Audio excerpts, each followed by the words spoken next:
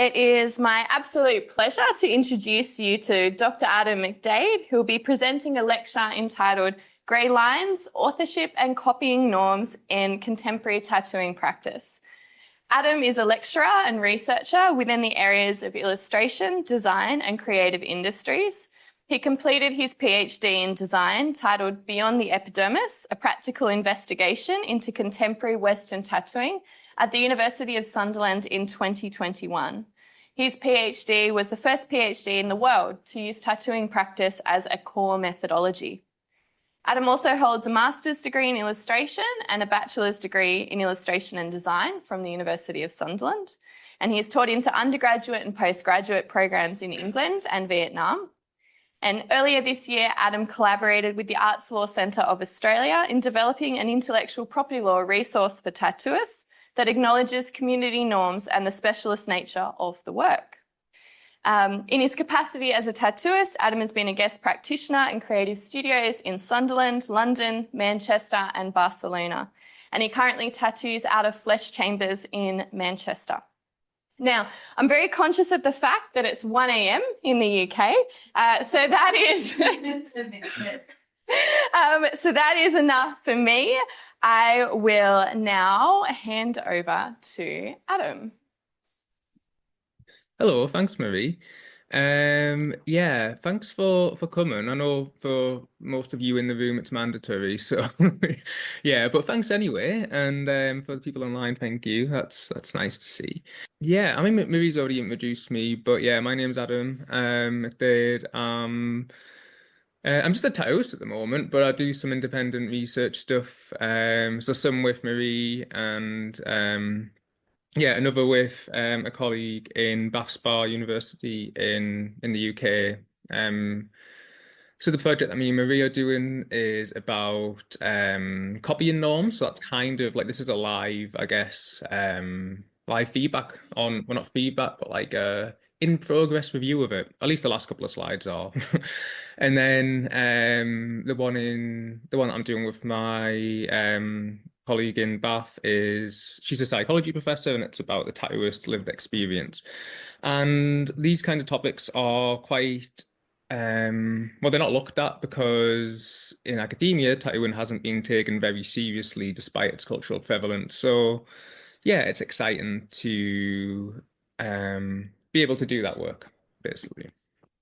So the structure of this presentation, I'll give you a brief bio and positionality, so how I've come to, yeah, be in this position to do this kind of research with, you know, great people like Marie and others. And then I'll contextualize why tattooing in academia is so bad, methodologically, and yeah, like just the questions that are asked, how they are limited and how indicative it is of a lack of like actual understanding.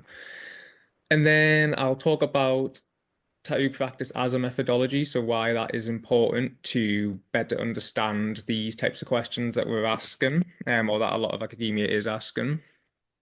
And moving in towards that more law side of things, I guess, although that I guess we can discuss that, maybe it's up for debate, but like the contingent authorial input of the tattooist and how that isn't one fixed thing. So how we can better understand that, and again, ask better questions about that.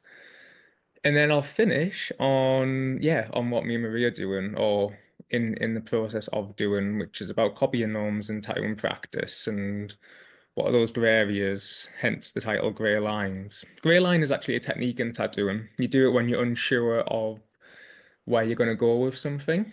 So like, not unsure, but like, you don't want to commit to anything, so you'll do like a very loose, thin grey line before committing to anything. So it's quite a nice metaphor for what we're talking about here.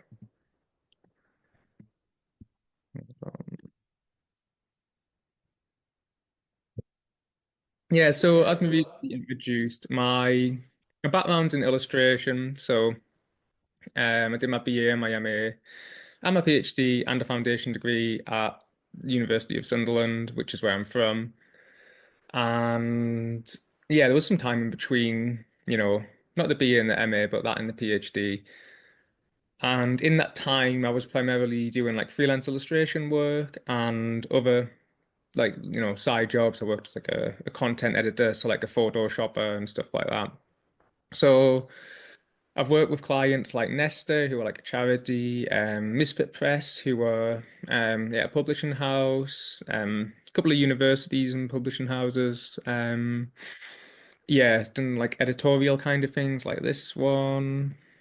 Um, yeah, this is the one on the, I don't know if you can see my mouse, but the one on the left is for some Japanese footwear company.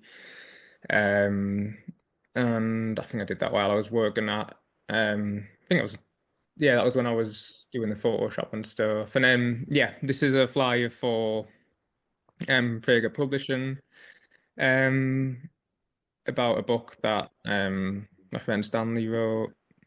And then these are some stills, which were portraits of guests from a podcast, which were then put into a book. So you can kind of get a sense looking at the visuals of like the kind of direction that my illustration work is in. Um, so it's all I can't use digital. Can't even figure out how to share a screen on Zoom after doing it since 2020.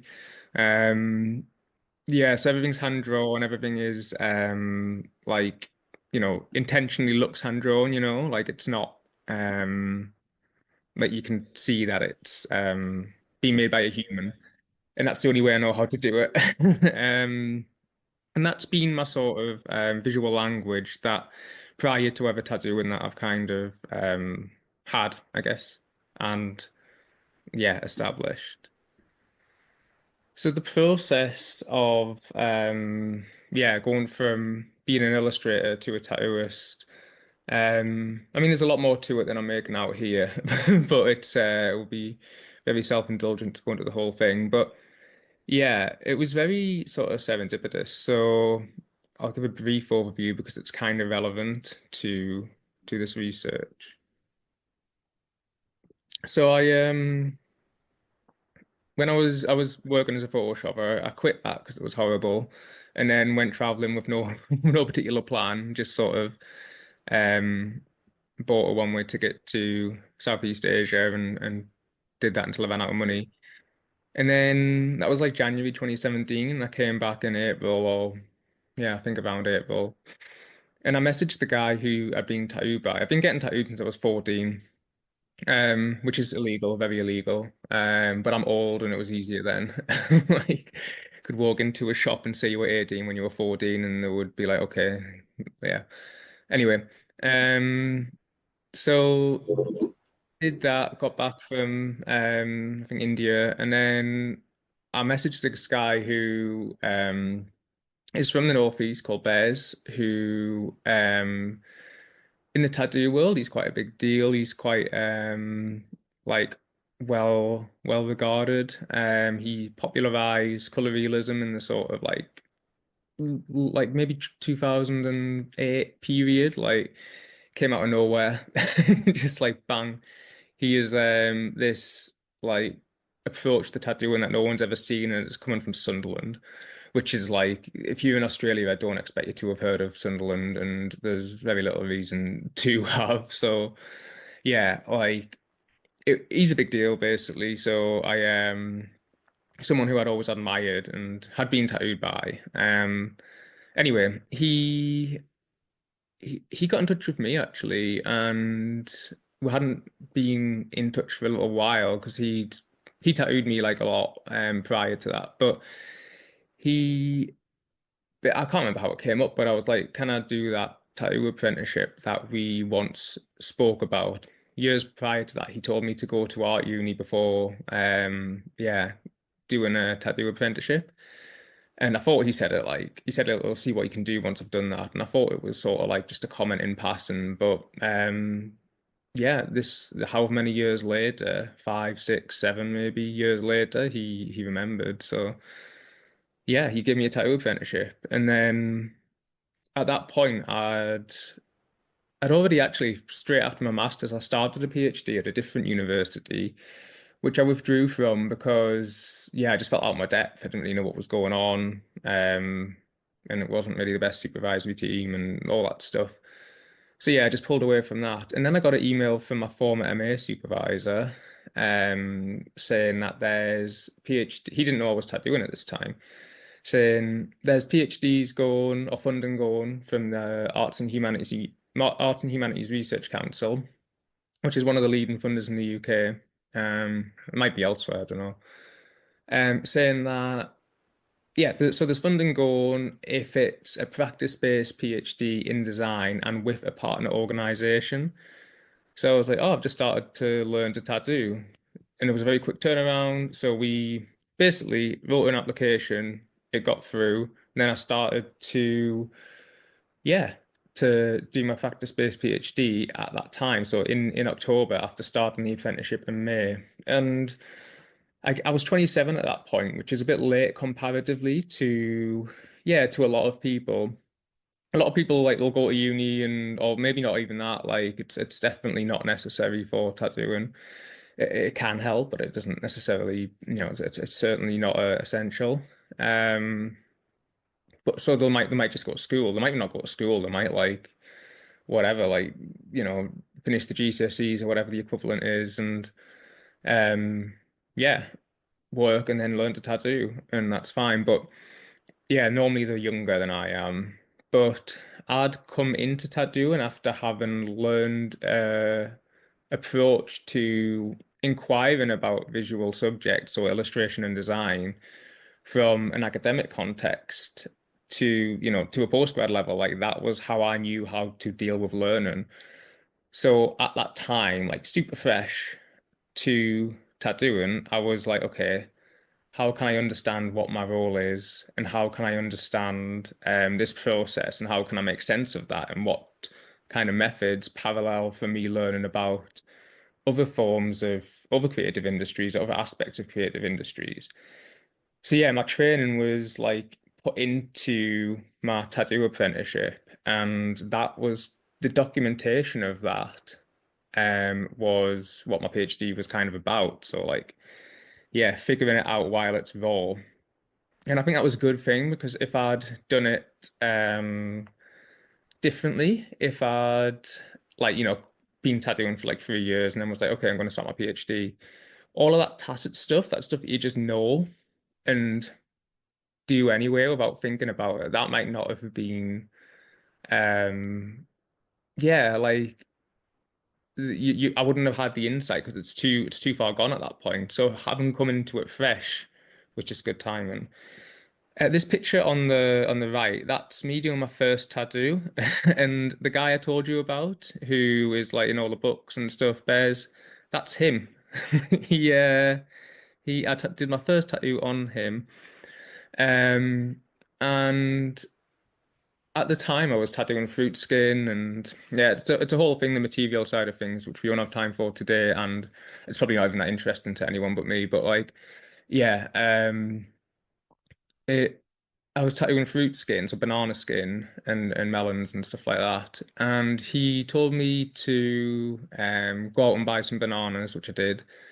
And then he told me to draw a lightning bolt, and he showed me like how big he needed to be and stuff. And I was like, okay. And I didn't think anything of it. And then as I was drawing it, he came over, eating the banana that I just bought, or the bananas. And I was like, are you going to save that skin? He was like, it's not going on that, it's going on me. So that's how I did my first tattoo on, yeah, one of the most respected tattooists in the world. And it looked really bad. It came out terribly. But he loves it, and I'm very happy he does. Because it's not always about, how it looks, which is an interesting thing within tattooing.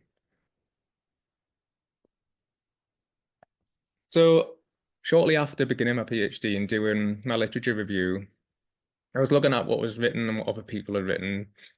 So like what was written like kind of from tattooists, and there's nothing, or there's very little, and what was written by other academics about tattooing, and it's really bad for the most part, not all of it. And since there's been some better stuff, but in 2017 it was really shit. Like, and it's because it's not being taken very seriously as a discipline. It's kind of just like, oh, is this weird exotic thing, which it isn't. It's not weird or exotic. It's been popular for years and years and years, like in a professional sense. So in a sense where people go to a designated area where they pay a professional for a service, like a whole client sort of producer dynamic. Like since the turn of the century, that's been the case. Anyway, academics have, not all, but most have kind of came into it as research tourists. So they're like, oh, this is yeah, like this is something weird that we can look into for 2 months and then reject, and we haven't actually got any first-hand sort of empathetic understanding or interest in this discipline. It's just something that might be good for publishing. So the early stuff on tattooing is like, Lombreso and stuff. It's like it categorizes it as savage and all that kind of stuff.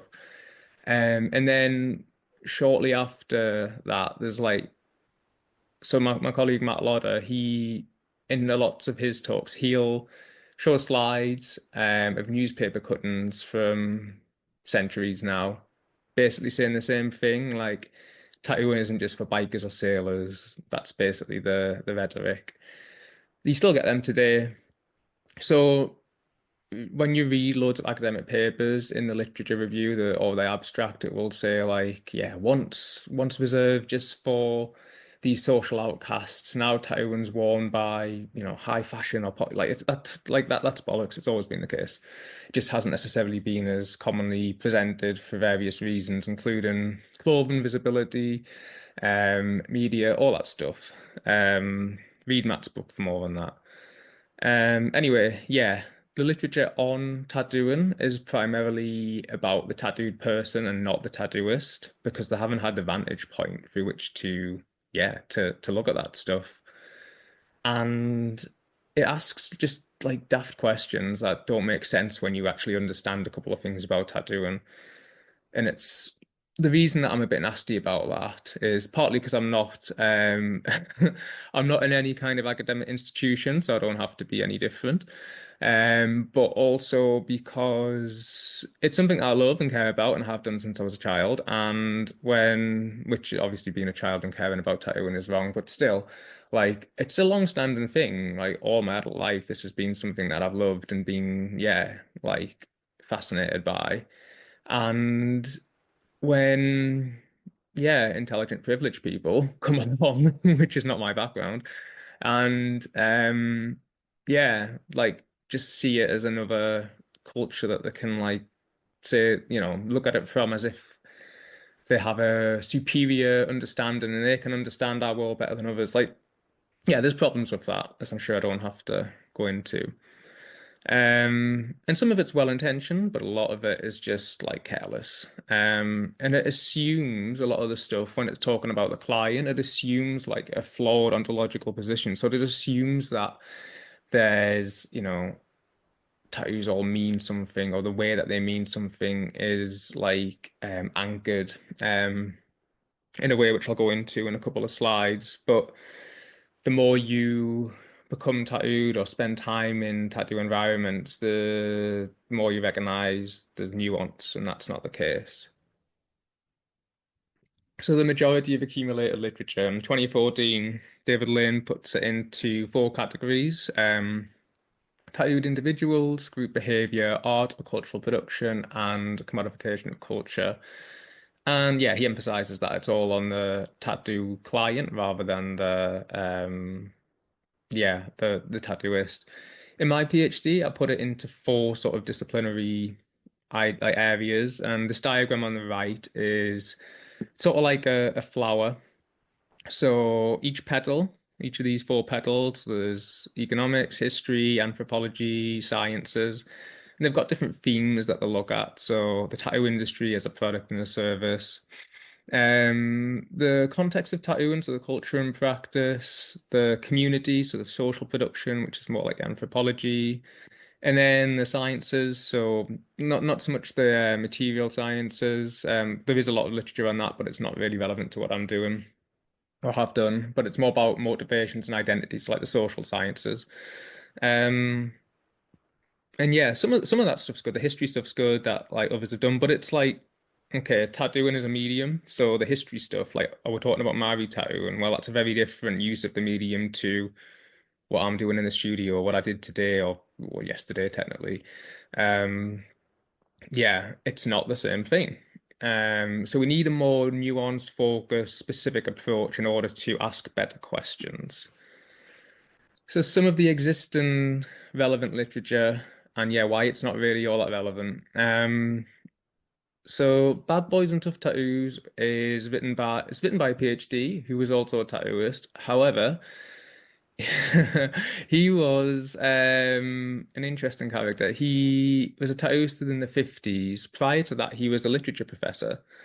And he, as he got older, he found that he was unable to attract, he was homosexual. He was unable to attract um, young boys, and that's who he liked. So he learned to tattoo in order to have physical proximity. This is not me. This is like he writes about this, like, and he's a good writer actually. Well, I should expect he's a literature professor, but yeah. And it's very psychosexual in its focus basically, and it's an account of tattooing in the 50s. It wasn't published until the 90s, but it does present the social world of tattooing, but it's 50s America, and things have changed since then.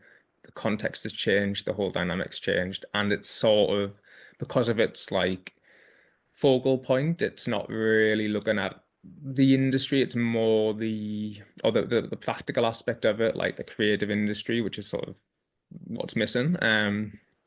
Yeah, he's more looking at the sociological world. And then Clinton Sanders, and then later there was like a revised and updated version of this book with Angus Vale. Sociologists, good sociologists, do a really good job of presenting the social world of tattooing. Um, but again, a lot of time has passed since then. The way that tattooing is created, like there's so many facets of things that aren't relevant so much anymore, and there's methodological constraints because they aren't tattooists, so they're having to infer from conversation and spending time in tattoo studios, which are great methods, but they're not, you can't know something unless you do it, like, and yeah, so there's limitations, which they acknowledge. So it's good stuff. It is good, but it's not super relevant anymore. 2020, David Lane produced this book, The Other End of the Needle, which was going to be the title of my book until I saw this. So that was a bit annoying, but yeah, I mean, good for him. It's a good title. Um, yeah, so it's similar to Clinton Sanders. It updates it a little bit, but the same methodological constraints exist. Like you can't know it unless you do it. Like, and it's when you read it, there's some good stuff in there, but there's only so far you can get in without being involved yourself. So Sam Stewart, or Phil Sparrows, he's also known, the guy who wrote this book, Bad Boys and Tough Tattoos. In this book, he wrote, tattooing is one subject that, to be written about, demands a plunge into the waters, not a comfortable observer's beach chair at the side of the ocean. So that's a really nice way of articulating what I have less eloquently expressed, which is, yeah, you can't just like write about it and be like, I know what this is. You have to do it. Sanders and Vale, who of a book that I said was pretty good, said about ethnography, which is their primary research methodology. I also admit to a certain degree of discomfort with the inevitable distortion that results when the complex flow of real people doing real things is subjected to the simplifying constraints of sociological analysis. So yeah, they're very self-aware, which is great. And that just demonstrates the need for more first-hand insight. So the problem with a lot of the literature is that when it talks about tattoos, it talks about them as if they're all the same thing. So going to like these two tattoos that I've done within the space of a couple of months of each other, you can see this one on the left, this is on my colleague Cassie. Don't know if I'm meant to mention names. Maybe there's a GDPR. It doesn't matter. She's not here. She's not bothered anyway. This is on someone I work with. Forget her name. And it's a gap filler. I drew it custom. She asked me for this in my style in this space that she has on her leg, which is a collector's leg. She gets tattoos by different tattooists she likes. And as you can see, it's surrounded by other tattoos. You can see that she is you can see she's, at least from this one picture, she's a heavily tattooed person. And however much before, maybe a month or so before, I tattooed this piece as a walk-in for a lady getting her first tattoo. And you can see it's in isolation, it's by itself. There's nothing, like it's quite a small tattoo. She's not necessarily a tattoo collector. Well, at least maybe she's gone on to be, but certainly not at the time that I produced it. And her motivation will be very different, and her relationship with tattooing is very different to someone like Cassie, who I actually did that tattoo while interviewing her about tattooing for another project, which was quite fun. But yeah, so this is one medium, but the tattoos aren't comparable because they're not doing the same thing and they're not produced in the same way. And academia doesn't understand that because it hasn't got a framework to. So if you look at some of these titles, and I've been a bit nasty, but it's only because I actually really care about it and I want it to be better.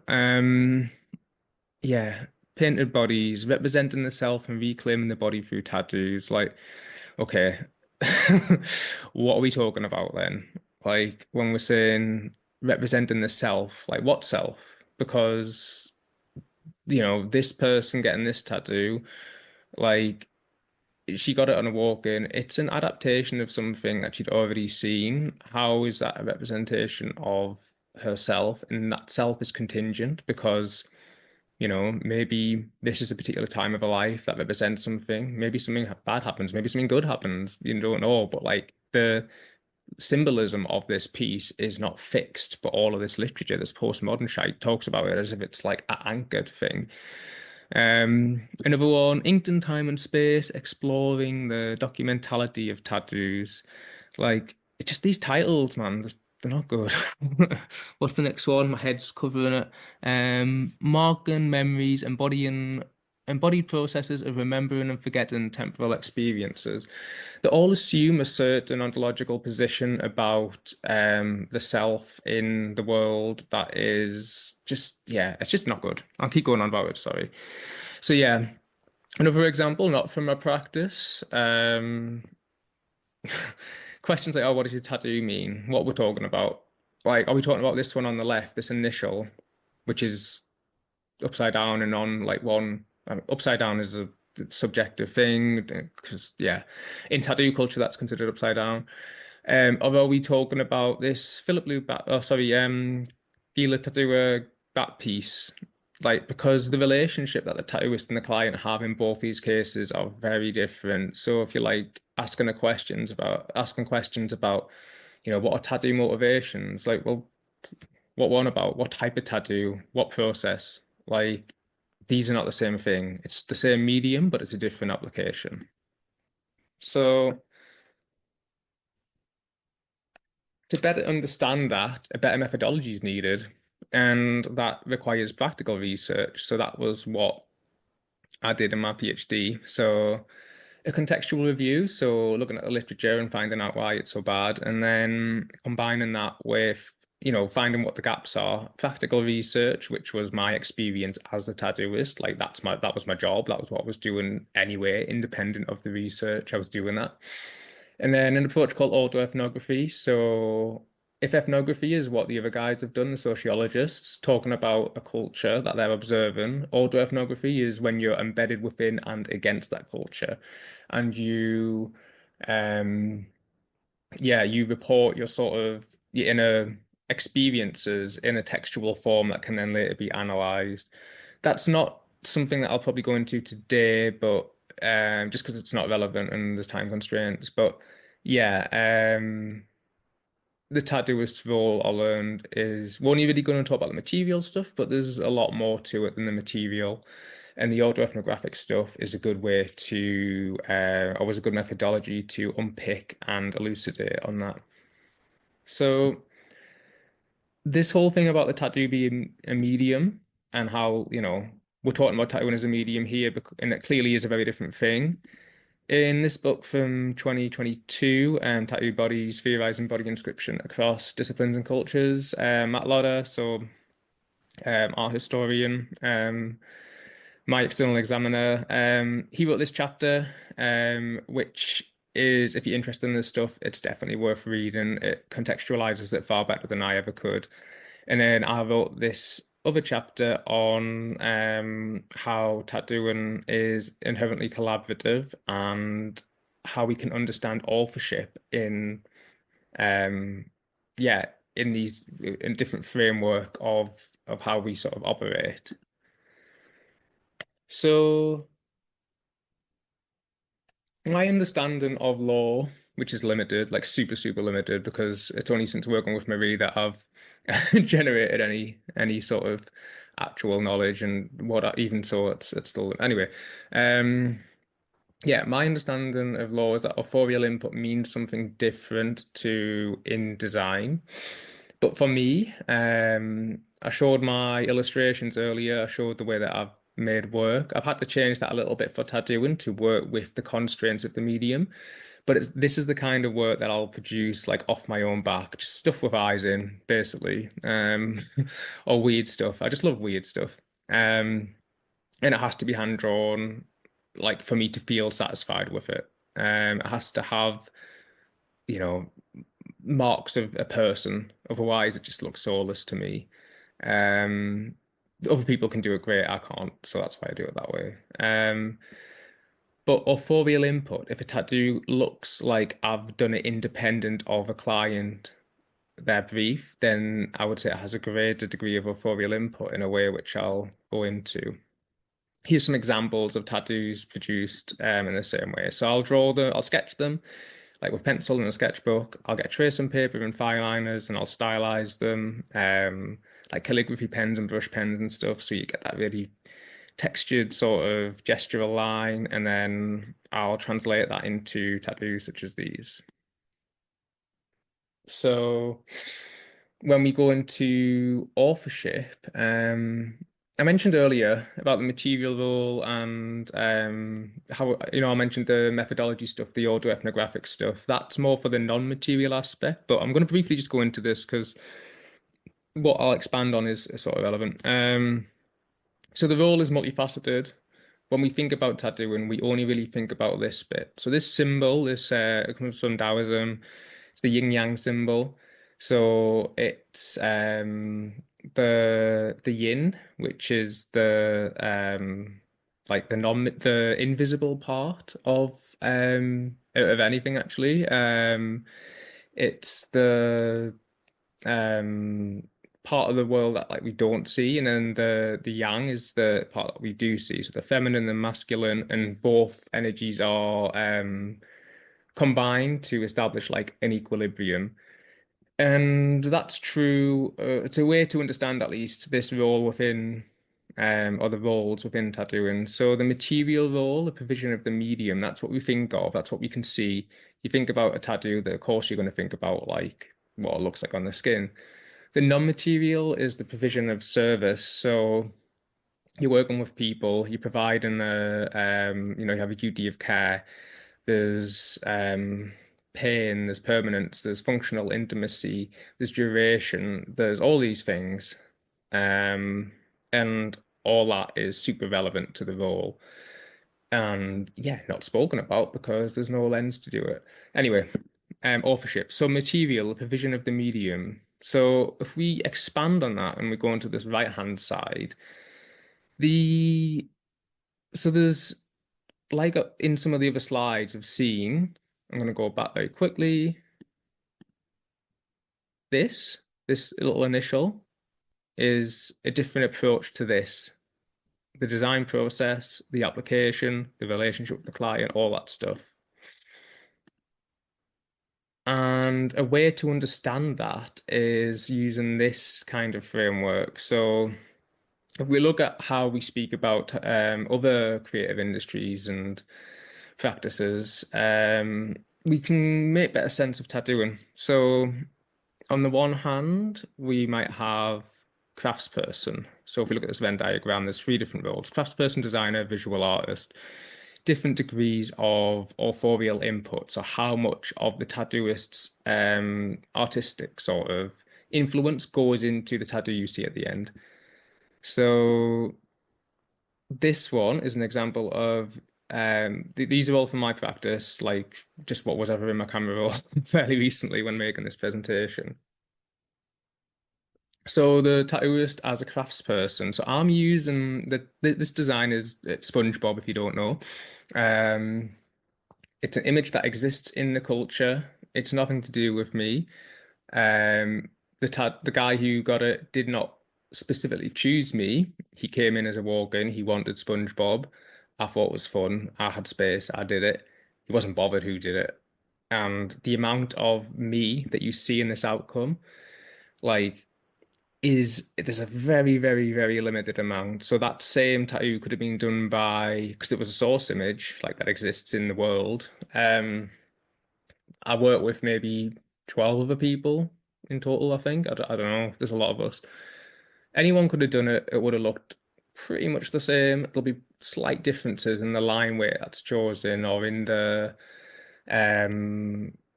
like the approach might be very slightly different, but unless you're a tattooist, you're probably not going to know. So the authorial input is very limited. The medium is sought by the client, not me, not the specific tattooist.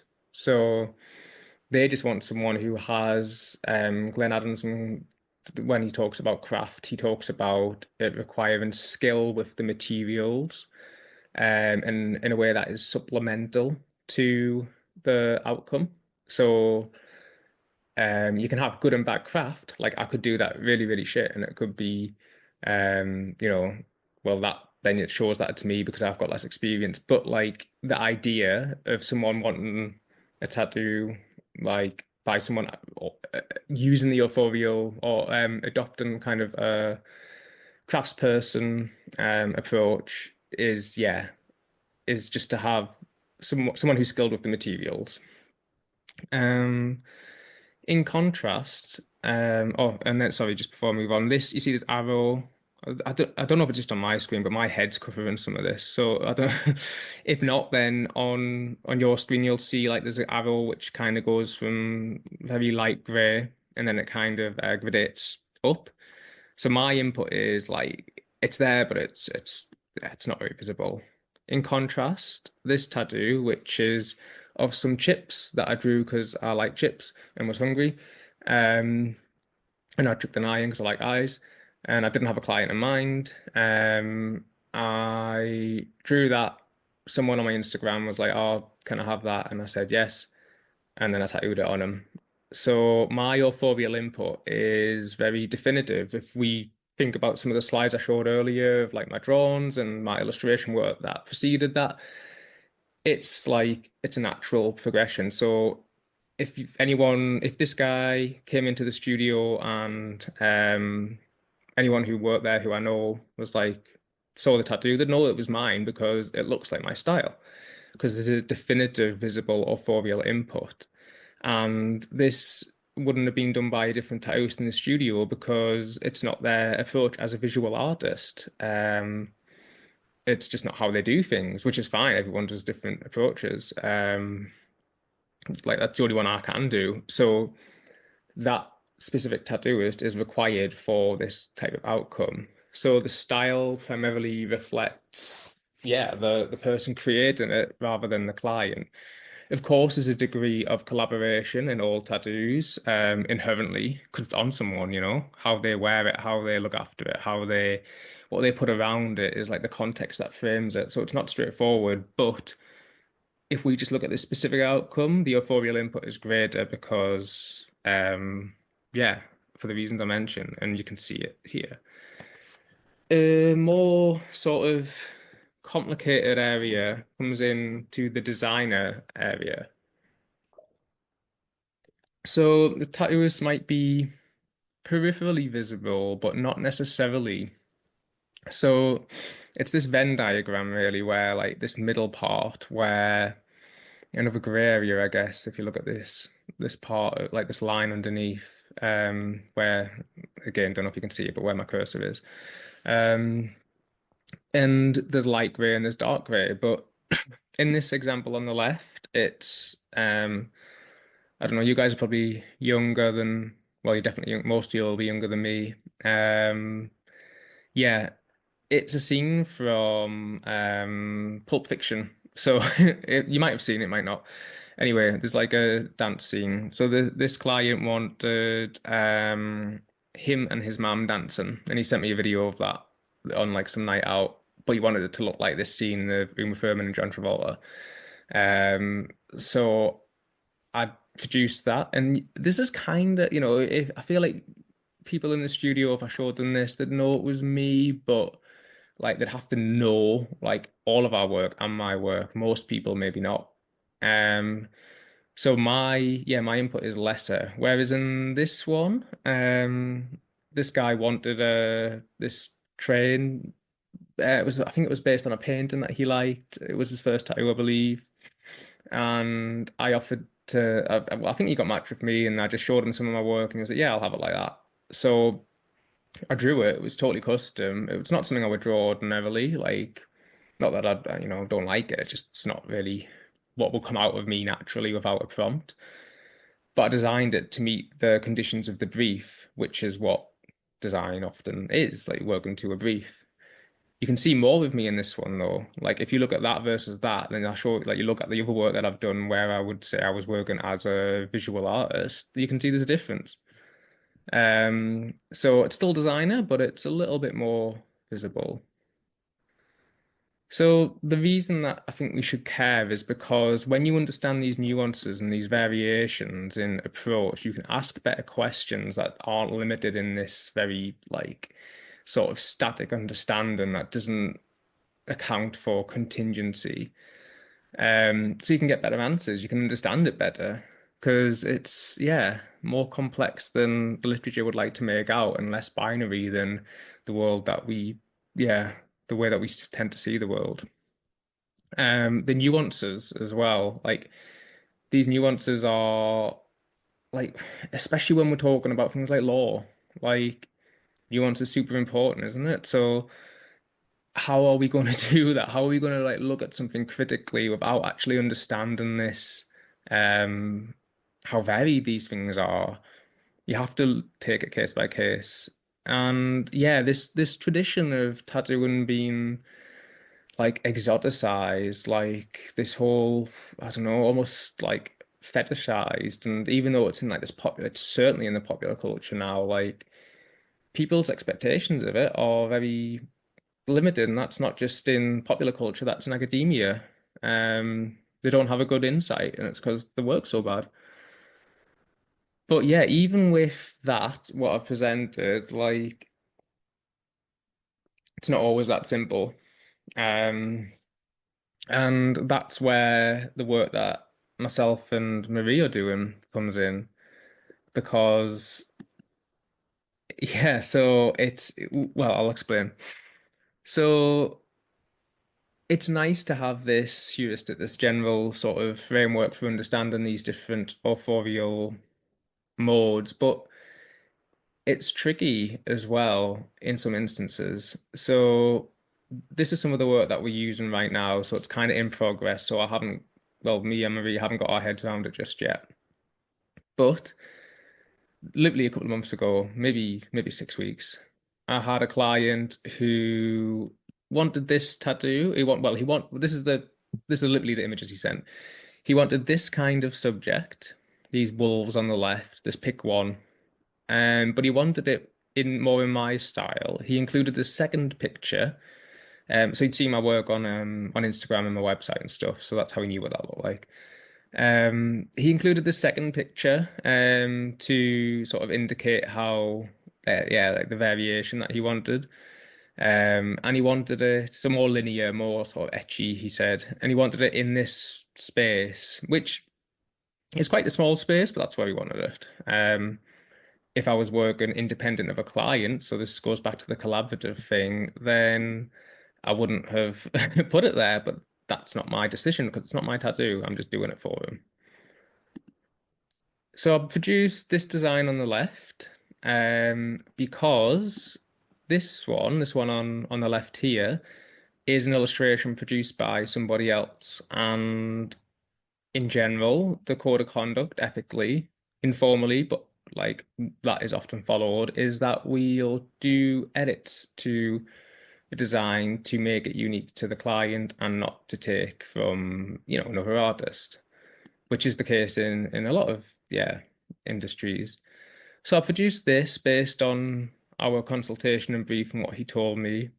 And he then sent a 3-page PDF response, which these are the screenshots from.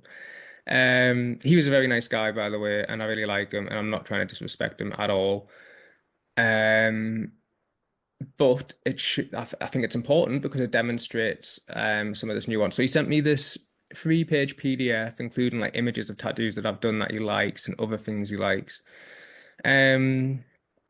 Basically what he wanted was that first image, this one on the right. He wanted that redrawn. So I did that to fit the space. That's what he wanted. It didn't take a 3-page PDF to explain it. But this outcome, if we just, it's cropped off a bit on this slide. I must have just, messed that up. But like, if you see this one on the left and this one on the right, these drawings, they are different, but they're not different enough for me to feel comfortable with, to be honest.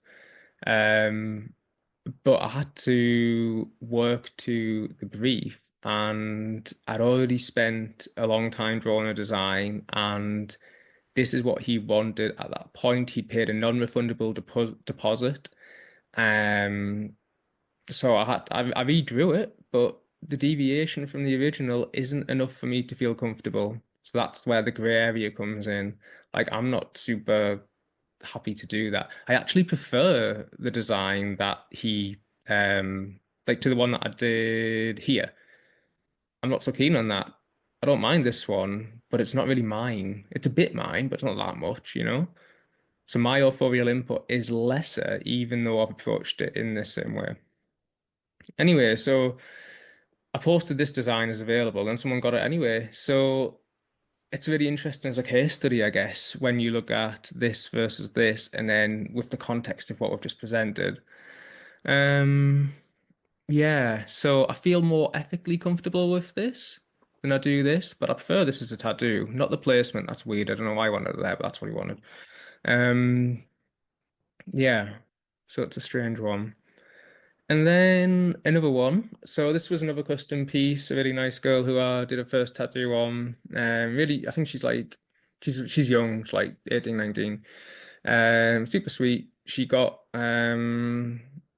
really likes dinosaurs. I drew her a custom piece based on these are literally the references she sent. She said she wants this shape. She also sent a sketch actually, which I should have included, and it was basically this but sketched. She really wanted this shape. She really wanted it feathered like this dinosaur. I think she said it's a velociraptor, but I could be wrong.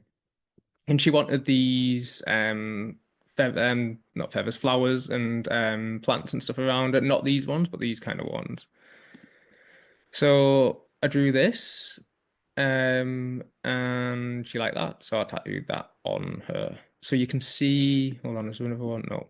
So you can see here, in this drawing versus the reference, it's another example. Like, I'm a bit more comfortable with that than I am this one of the wolf on the right, but I still would prefer to have done it different because the composition is still the same. I've definitely approached it differently stylistically, and I've included the flowers differently and all that stuff.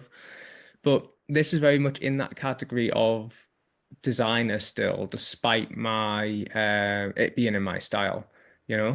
So yeah, I feel more ethically comfortable than I did in the other one, but it's still not I still don't know where I sit, and that's what I'm trying to figure out. And I think that's something that needs to be examined when we talk about IP, because yeah, like I don't know the answer, and this is my job. Anyway, I think that's pretty much it. But the key takeaways, yeah, academic understanding of tattooing is really embarrassing, for the reasons I've mentioned. And I know I'm not being very kind, and that's, yeah, I don't know, for the reason, yeah, I've already gone into all that. I just want it to be better because I love it so much. Insider perspectives are needed. We need more people who actually understand tattooing, and that doesn't have to necessarily mean that they're tattooists, but people like Marie, people like Melanie, people, yeah, other people who are um, embedded within the world or find ways to embed themselves in the world in a really sincere, empathetic way is essential. Otherwise, you're not going to get those insights and you're going to just continue with shit literature. Um, Tattooing's a medium, not a phenomenon, as Matt always says. The role is contingent. We don't just do one thing. And that's not just materially in the ways that I've discussed today. There's also other things, which, yeah, read my PhD if you want, about that. Or wait a bit because I'm doing a book and it'll be better. Authorial input in tattoo outcome is context dependent, and yeah, it's not all the same thing. We can't speak about it as if it is. Copying does happen, but it's, yeah, ethical, maybe legal, grey area with nuances that we still need to figure out. And that's what hopefully, yeah, me and Marie will seek to get to the bottom of. And yeah, I don't really know anything about IP stuff apart from what Marie's told me. So yeah, I don't know how useful that's going to be for you. Sorry. These are my contact details. That's my business card. I didn't I didn't have a scan, so I just took four. Yeah, if you want to chat about anything, then yeah, I love talking about tattoos to people who are interested. And yeah, LinkedIn is the new academic Twitter, isn't it? I just you can find me if you want, but I just repost what Marie's done, so it's probably not worth it. Yeah, that's me done. Okay, so I'm gonna. How do I stop sharing? I don't Um, know. I'll let one of you guys take over. Adam, I know it's really, really early in the morning there, but did you have time for a couple of questions? Yeah, yeah, that's fine. No worries. I've had a decaf coffee to trick my body into thinking it's real, and I'm all right. Yeah. Does anyone, if anyone has any questions, you could type it in the chat if you're online, or if anyone in the class. Does anyone have any questions to ask about? Yeah.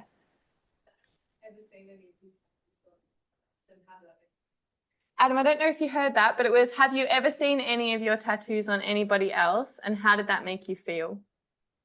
I haven't. Yeah, that's a good question. People do sometimes see it, but I think I'm not very successful. So if I was, then maybe I would. And yeah, that would be interesting. I don't know. So, hypothetically, if I saw it, if it was someone who could have got it done by me, like geographically or whatever, I would be a bit like pissed off, but I wouldn't be that bothered really. If it was someone who, I mean, the ideal scenario is you ask permission and then like you can either say yes or no. To be honest, I don't really care. Like they can get my design, someone else can get my design in a different like country or whatever, and I'll not be that bothered. But yeah, I've not seen it and I don't think I'd be that bothered, but I've never had it, so who knows? Just in the chat, Adam, if you haven't seen it yet, Melanie's just posted a comment saying she'll be messaging you soon to get a fish and chips tattoo. Nice, yeah, I'll definitely do that. Yeah, Jacob in the first one. So the presentation was about Western tattoo practices, but with doing your PhD, did you look at how academia has looked into other tattoo cultures, and what's the literature like for that? I'm not sure if you heard. Did you hear that question, Adam? I think I did, yeah. So literature on cultures that aren't Western. Yeah, sorry, the question was, what's the literature like out there on non-Western tattooing practices? So there's more of it on Yeah, Polynesian tattooing, Maori tattooing, stuff like that. But that wasn't the focus of my work because that's not the context that I'm in. By Western tattooing, what I really mean is professional tattooing in a capitalist sense. So like it's a provision of service where there's, money exchange, someone is employed to produce work. So it's following that's just the way it's referred to in the literature, like Western, but it's not necessarily like that same operational mode can be is practiced globally. But because like yeah, my focal point is, what I'm doing in the studio in 2017 to 2021, like the other stuff isn't, you've got a limited word count and like tattooing as a medium is a broad thing. So I'm just looking at this part of it. So I'm Lars Krutak, if you're interested in sort of non-Western tattooing culture. Lars Krutak's a good scholar to look at. Anna Felicity Friedman. Yeah, there's more who escape me because it's 2 a.m. But yeah, there's lots of literature out there already, and I'm sure it's decent, but I haven't actually spent that much time with it because it's not been that relevant to me. Is there any more questions? Yeah, Evie? Do you think over the last, let's say the last 5 years or so, do you think that there is starting to be a bit of a shift in the way that academic literature looks at tattooing as an institution, or are you still kind of on the forefront of recontextualizing academia? So yeah, I think I heard that one. Yeah, there is better stuff out there, like for sure. There is, people are like recognizing some more of these nuances. There are some more, more tattooists are also academics now. They're not necessarily like, doing doctoral work or not. Well, some of them are actually. But yeah, it's still very, very early, really, and the stuff that comes out is repeating a lot. I mean, from what I've seen most recently, and I don't have as much access as I used to have, but like I still think I can see most of it. And it's not like it's repeating the same flaws, basically. It's like, oh, what does this say about your personal growth and all that kind of thing? And it's just, again, it's rooted in this flawed ontological assumption that like everything is fixed, whereas like I don't believe that about the world. I think it's constructivist. I think that multiple realities can exist simultaneously in terms of how we perceive. Otherwise, we wouldn't be speaking in different time zones with different accents. And I think that a lot of the work on tattooing is like it's so obsessed with this idea of like anchorhood of self and time, and that's just not how the world works. Are there any more questions from the classroom? Yep. If someone comes in, if a client comes in with a tattoo from that they found online, or it's from an artwork, and they say they want that exact thing, and they want you to stick to that, what sort of considerations do you take into account to make it not a direct? I'm not sure. Yeah, great question. Did you catch that one, Adam? Because I can repeat it if not. Can you repeat that one? I didn't quite hear. So basically, in essence, the question was when someone comes into you either with a picture of someone else's tattoo or with a photograph of an image and they want you to reproduce it exactly, what maybe the first question would be, what might you say? And then maybe the second part of the question is, how might you seek to change it or get it into that ethical comfort zone? Yeah, so it's very much a case by case thing. So if it's like, a very small, like a SpongeBob piece, for example, that was in there, like it wouldn't be appropriate for me to redraw that because then it's not SpongeBob and that's what the client wants. It exists in the world and that's what they're seeking. And because of the context that's in, it's like, we had a lot of money already. Me making like 40 quid or whatever from it is not going to like have much of an impact on the producer. And yeah, but if it was someone's artwork that they'd like, maybe an independent artist and they're like, yeah, like I've produced this, it's like representative of like what their process and whatever, like what they are interested in. then and it was like a smaller piece, like that kind of size, and I'd be like, okay, I can't really do that, like unless you seek permission from the creator. But if it's something like a small, like there was a phase, I don't know if it's a global thing, but certainly in the Northeast, like there was this phase of people getting these really small, like little roses, like literally like a couple of inches, super simple, and there's only so many ways you can change a petal. So if it's like this on Pinterest, this is what they want. Like for the first year or two, I would actually change it. I'd be like, I'm going to curve the stem a little bit, but then I'm like, it's superfluous. Doesn't really make a difference. Like it's so abstracted at that point that like you can't tell and no one really cares. But if it was a big piece, a back piece, or like a sleeve or whatever, then it's absolutely a different story because it's a yeah, there's other elements that go into it. It's not just one pictorial thing. It's like composition, it's flow, it's working with the anatomy. Yeah, all these factors have to be considered. And when it's another sort of example, separate to that, and it's not the stuff that I do just because I don't know how and I'm not interested in it either, to be honest. But like realism stuff, so like copying something directly, photographically. Like the objective is to make it, and that goes to this Kat Von D case that sort of triggered a lot of what we're doing. Like the objective is to make it as close to the source image as possible and not deviate from it. So to do that will be to move away from the conditions of the brief, and it's inherently collaborative. And without a client, you don't do the tattoo. So where do you sit there, you know? If it's a famous person, I mean, maybe you can probably talk way more about this than I can, but like, if it's a famous person, then like, it's not universally identifiable, but certainly more than if it's just your mum. Like, yeah. So there's different ethical considerations, is my short answer, but it's more complicated than that. Well, there's probably time for one more question if anyone's got any finals, and if you don't, I've got a question. No final questions from the class? Okay, so Adam, as a copyright scholar, I have to ask the copyright question. How much do you think about copyright when creating a design? Does it register at all, or to a great extent, or where do you sit? It really depends on the design. In general, I would say probably not because of the way that I would produce stuff if I was doing it like for fun, which is kind of like how I try and do it.